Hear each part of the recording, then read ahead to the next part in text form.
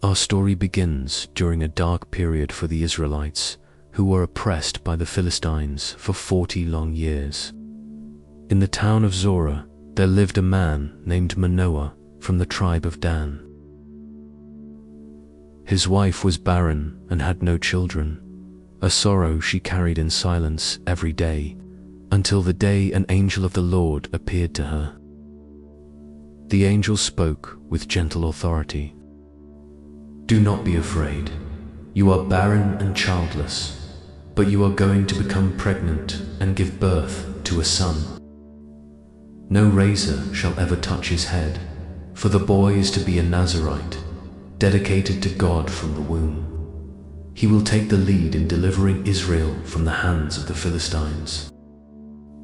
Overjoyed, she ran to tell her husband Manoah, who prayed for the angel to return.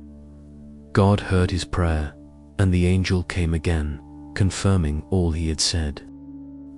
Soon after, a son was born, and they named him Samson. As Samson grew, the Lord blessed him abundantly, and the Spirit of the Lord began to stir within him.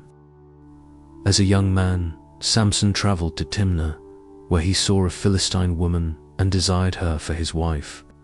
His parents were dismayed. Why would he seek a wife among their oppressors? But Samson insisted. What his parents did not know was that this was from the Lord, who was seeking an occasion to confront the Philistines. On his way to Timnah, Samson walked through a dense forest.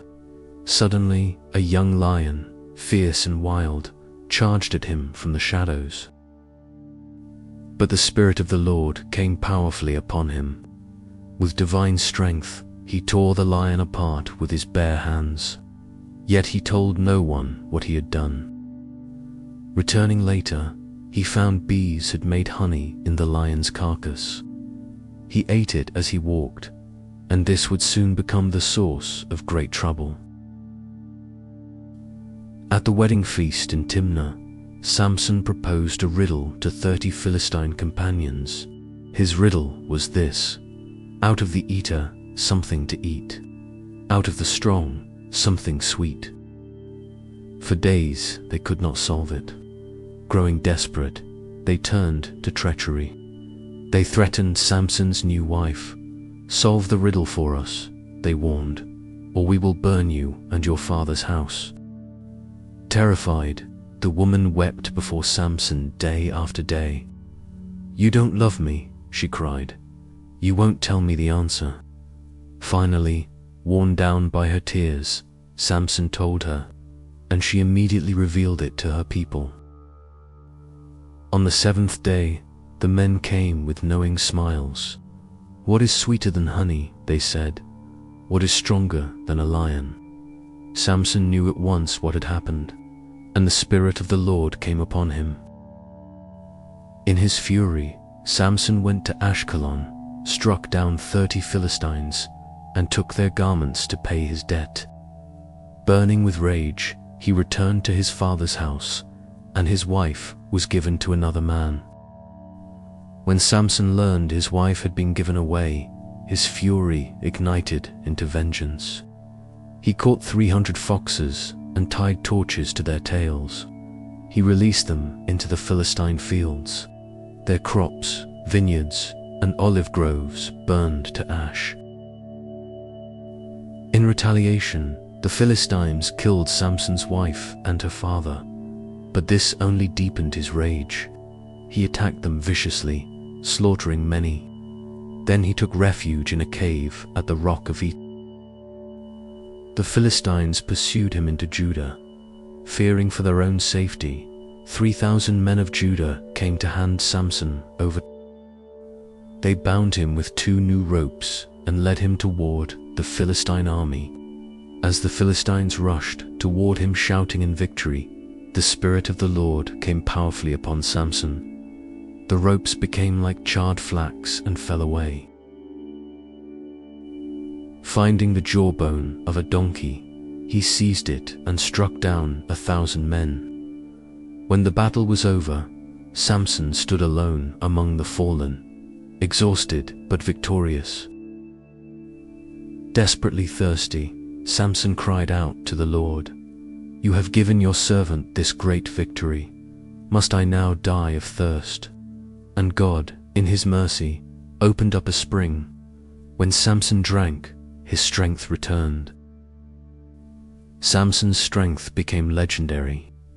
At Gaza, he tore the city gates from their posts, massive doors of bronze and iron. He carried them to the top of a distant hill. No one could stand against him. But strength of body could not protect him from weakness of heart. In the valley of Sorek, Samson fell in love with a woman named Delilah. The Philistine rulers saw their opportunity. They offered her silver to discover the secret of his strength.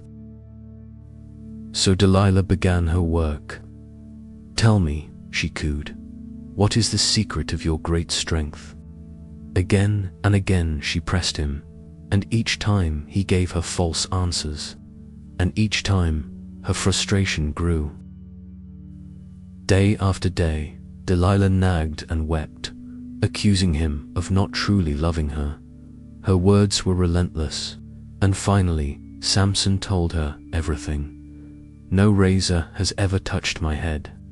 If my head was shaved, my strength would leave me." Delilah saw that he had finally told her the truth. She sent word to the Philistine rulers. While Samson slept on her lap, she called for a man to shave the 7 braids from his head. One by one, they fell to the floor, and his strength, the gift of God, began to leave him. He rose, thinking he would shake himself free as before, but he did not know that the Lord had left him. The Philistines captured him. They gouged out his eyes and took him to Gaza in chains. Bound in bronze shackles, the mighty champion was set to grinding grain in darkness, round and round, day after day. But even in that dark place, something was happening. Slowly, quietly, the hair on his head began to grow again. The Philistine rulers assembled for a great celebration at the temple of Dagon, believing their victory was complete. "Our God has delivered Samson into our hands," they shouted. In their revelry, they demanded entertainment. Blind Samson was led into the temple, stumbling and helpless, as the crowd roared with mockery. Samson whispered to his guide, "Put me where I can feel the pillars that support this temple." And there, between the 2 central pillars, he bowed his head and prayed, "Sovereign Lord, remember me. Strengthen me just once more." He placed his hands on the pillars. "Let me die with the Philistines." Then he pushed with all his might, and down came the temple on the rulers, on the mockers, on all the enemies of Israel. His family buried him in the tomb of his father. In that final act of faith, Samson accomplished more than in all his years of life. He had led Israel for 20 years, and through his story, we learn that it is never too late to return to God. If this story blessed you, please like and subscribe to our channel. Share it with someone who needs to hear it, and join us for more Bible stories that bring God's word to life. Until next time, God bless you.